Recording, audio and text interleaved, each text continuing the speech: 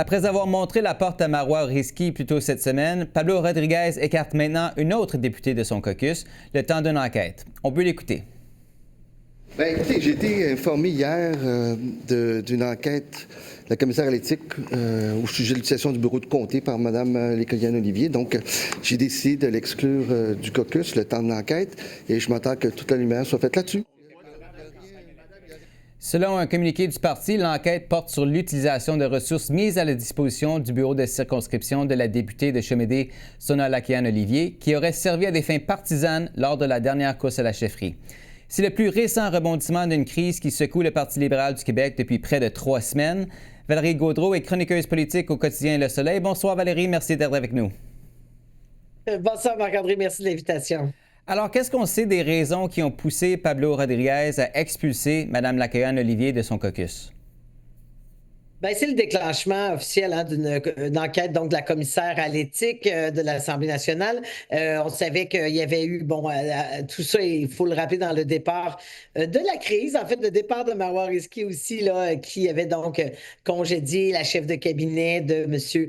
Rodriguez. On se demandait si cette histoire peut-être, on sait qu'il a été question dès le départ. Il y avait certains médias qui parlaient d'allégations, par exemple, de la manière dont les fonds étaient gérés. Donc, c'était toujours quelque chose qui était un peu dans l'air. Est-ce que c'était à Mme Laroyan-Olivier à laquelle on faisait exactement référence à ce moment-là? C'est toujours extrêmement complexe. Ce qu'on sait, c'est que la commissaire a annoncé qu'elle déclenchait une enquête. On n'en connaît pas, évidemment, il y a un volet très confidentiel, mais l'article qui est allégué là, pour dire que ça justifie une enquête, ben c'est effectivement, et vous le disiez, c'est l'utilisation donc de biens à des fins partisanes. Et ça, ça risque d'être assez intéressant parce que lorsqu'on est député, hein, Mme Lacoyane-Olivier, elle est donc députée de Chemédé, qui est la région de Laval. Il y a des gens, et ça, ce matin, on en parlait à l'Assemblée nationale avec Marc Tanguay, et Marc Tanguay, qui est le whip du Parti libéral, qui a de l'expérience. On disait, mais vous, là, est-ce que vous le saviez, ça? Est-ce que c'est quelque chose que vous savez qui est un problème, un enjeu? Il dit non. Mais évidemment, il faudra voir le résultat de l'enquête. Mais dans la pratique, c'est vrai que on doit absolument distinguer le fait de, par exemple, utiliser un local, un ordinateur, une adresse courriel de l'Assemblée nationale, donc de son rôle de député élu à l'Assemblée nationale, de ne pas se servir de ce qu'on appelle les biens. Donc, ça peut être un ordinateur, un local ou autre, pour des activités partisanes. Mais M. Tanguy disait quand même, soyons prudents aussi dans la mesure où, oui, il y a des gens qui viennent nous voir à notre bureau de députés qui peuvent être des membres du Parti libéral. Alors là, il faudra voir aussi l'ampleur de ce qui est reproché potentiellement à Mme Lacoyenne-Olivier. Et elle, comment est-ce qu'elle a réagi au déclenchement de cette enquête? Elle a vraiment dit, écoutez, je n'ai rien à me reprocher. Quelque part, c'est un peu comme si elle disait que la lumière soit faite. Je vais donner ma pleine collaboration à l'enquête.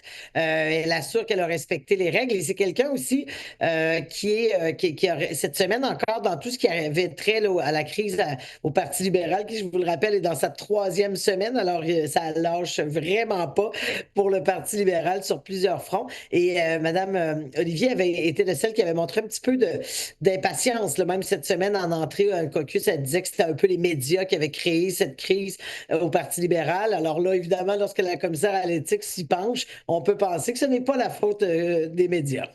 Oui, et je vais rappeler en fait que Cogeco avait identifié Mme Lacoyane-Olivier comme étant l'une des auteurs des textos publiés par le Journal de Montréal concernant ce versement de brownies en échange d'un vote pour Pablo Rodriguez. Est-ce qu'on sait si cette enquête a quoi que ce soit à voir avec ces allégations que, je précise de le noter, elle a catégoriquement nié?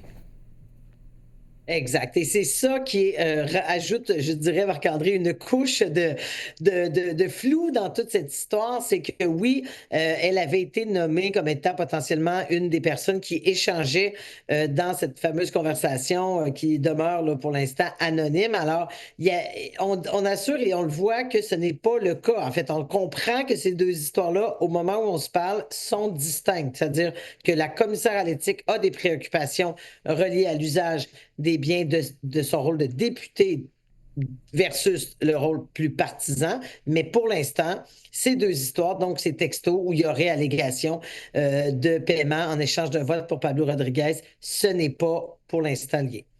Le leadership de M. Rodriguez est clairement fragilisé par tous ces rebondissements, au point que, selon le Journal de Montréal, une pétition réclamant sa démission circule auprès des membres de son parti. Le whip en chef, Marc Tanguay, a réagi à la pétition en disant que ce n'est que du bruit. Qu'est-ce qu'on doit penser? Ben, c'est quand même très intéressant. Il faut rester extrêmement vigilant hein, parce que vous vous souvenez, près de 2 semaines déjà, il y avait une association d'une circonscription, là, d'un comté, donc qui, on avait l'impression peut-être commençait à souhaiter, ça avait été un peu tué dans l'œuf assez rapidement, cette petite rébellion à l'interne, mais on aurait souhaité demander, par exemple, un Conseil national devancé plus tôt, dès janvier, peut-être même soumettre le chef Pablo Rodriguez à un vote de confiance. Là, on parle d'une pétition. Alors, tout ça, c'est peut-être des initiatives qui sont relativement restreintes jusqu'à maintenant. On n'en connaît pas tout à fait les origines, l'ampleur non plus, mais à partir du moment où ça circule chez les membres, vous savez comme moi que l'image peut être assez dévastatrice. Et si à chaque fois on a des petits indices comme ça que le leadership du chef est contesté chez les militants. Et là, ça devient intéressant, Marc-André, parce que les élus en soi, dans les caucus de l'Assemblée nationale, se montrent unis, comme on le voit depuis 3 semaines, qu'on l'a revu encore aujourd'hui à la sortie du caucus, c'est tel que tel. Mais lorsqu'on sait que si, par exemple, dans les associations, que ce soit sous forme de pétition ou de demande de rendre des comptes, finalement, ben ça peut commencer à grenouiller un peu, comme on dit, par en dessous. Et ça peut être très inquiétant parce que les gens dans les circonscriptions, c'est eux qui sont sur le terrain. Si les membres sont démobilisés, puis qu'on commence à dire c'est le chef le problème, vous savez que ça peut prendre un effet, le boule de neige assez rapide. Il nous reste Mais on n'en est pas encore là pour l'instant.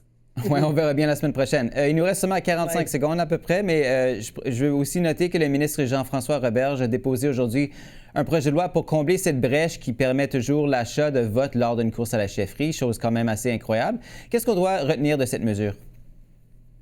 Ben, je dirais à la blague en tout cas, on légifère sur quelque chose que plus personne, en fait, à l'Assemblée nationale savait qu'il existait, sauf peut-être certains qui l'auraient utilisé. C'est ce qui fait qu'on en parle aujourd'hui. Mais donc, officiellement, évidemment, c'était déjà formellement interdit de rémunérer quelqu'un en échange d'un vote lors d'élections générales. Maintenant, pour les courses à la chefferie, ce n'était pas écrit noir sur blanc. C'est cette brèche qu'on vient colmater. Alors, on va s'assurer, là, ces révélations et tout ça est en lien avec ces révélations et cette crise au Parti libéral qui a fait montrer là, finalement à la surprise générale que ce n'était pas formellement interdit. Donc, ce le sera très bientôt lorsque cette loi sera adoptée. Et précisons déjà que cette loi fait l'unanimité à l'Assemblée nationale.